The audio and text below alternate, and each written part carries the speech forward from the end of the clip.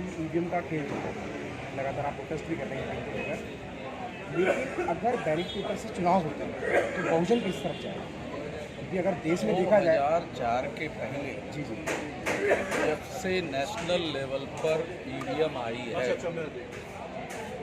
EVM आने के बाद बहुजन राजनीति का जो उभार था वो नीचे की तरफ जा रहा है। मैं कैलकुलेटेड बोल रहा हूँ। इसलिए ईवीएम बहुजन राजनीति को रोकने के लिए और कांग्रेस वर्सेस बीजेपी और बीजेपी वर्सेस कांग्रेस की राजनीति को सामने लाने के लिए ईवीएम को लाया। कांग्रेस जाएगी तो बीजेपी आएगी, बीजेपी जाएगी तो कांग्रेस आएगी। ये सारा खेल है। इसलिए आज कांग्रेस के जो महासचिव है, आप आंदोलन करिए, हम आपको साथ में अभी शायद सुना होगा, वो ये नहीं कह रहे कि Congress as an organisation EVM के विरोध में आंदोलन करेगी। नहीं नहीं, ये नहीं कह रहे। अच्छी बात है, हम आपके साथ हैं।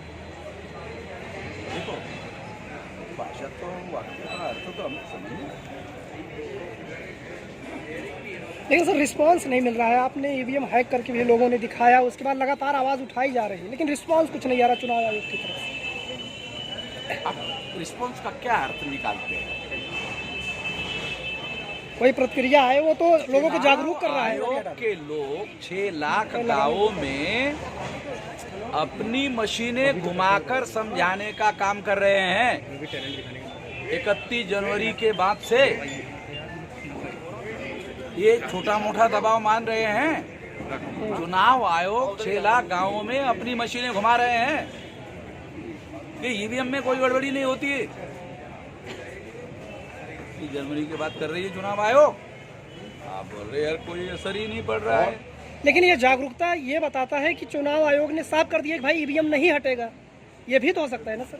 देखो, ईवीएम नहीं हटेगा, अगर चुनाव आयोग ऐसा मानता है नहीं हटेगा तो हमको जेल में जाने के लिए चुनाव आयोग मत मेसराम जी जेल में मत जाइए, वो हमारा फैसला कर सकता है।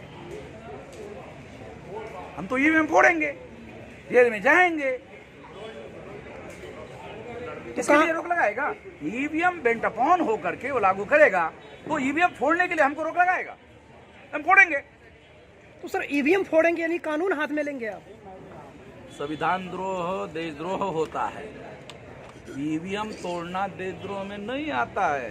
अरे क्या है, आप लोगों को कानून का पता नहीं। चुनौती क्या है सर? ईवीएम हटाने की सबसे बड़ी चुनौती अभी क्या देख रहे हैं? वोटर चाहता है हमारे पास बदलाव का अधिकार रहे, वोटर चाहता है। संविधान निर्माताओं ने भी यही सिद्धांत संविधान में लिखा है कि वोटर के हाथ में चाबी होनी चाहिए, वो डिसाइड करे सरकार किसकी हो। मगर ईवीएम ने सारा खेल बदल दिया, वोटर के हाथ में सरकार किसकी हो ये सारा मामला बदल गया। ईवीएम के हाथ में आ गया सरकार किसकी हो। पत्रकार लोगों को मैं ये बात समझा रहा हूँ, वोटर्स के हाथ से निकल गई बाजी, पहल ईवीएम के हाथ में आ गई। और ईवीएम बहुत आसानी से मैनेज किया जा सकता है, वोटिंग सिस्टम को मैनेज नहीं किया जा सकता। ये बात चंडीगढ़ की घटना ने साबित कर दिया। वोटर्स के मामले को मैनेज करना मुश्किल होता है, पकड़ा जा सकता है, पकड़ा गया, उस पर मुकदमा चलने का ऑर्डर किया सुप्रीम कोर्ट ने अधिकारी पर। चंडीगढ़ और चुनावी बांड पर झटका लगा, लगता है सरकार दबाव में अब आएगी थोड़ा। चुनाव जीतना है तो घोटाले से ही जीत पाएगी ना मोदी सरकार। तो 400 का दावा कर रहे हैं, 400 पार एनडीए। ये तो ईवीएम से 500 बार क्यों नहीं बोल रहे? 500 बार बोलना चाहिए, ईवीएम से ही चुनाव जीत रहा है ना, 500 बार बोले। कह रहे कि वोट मिल रहा है मोदी जी को, वो कह मोदी है तो मुमकिन है, मोदी की गारंटी है।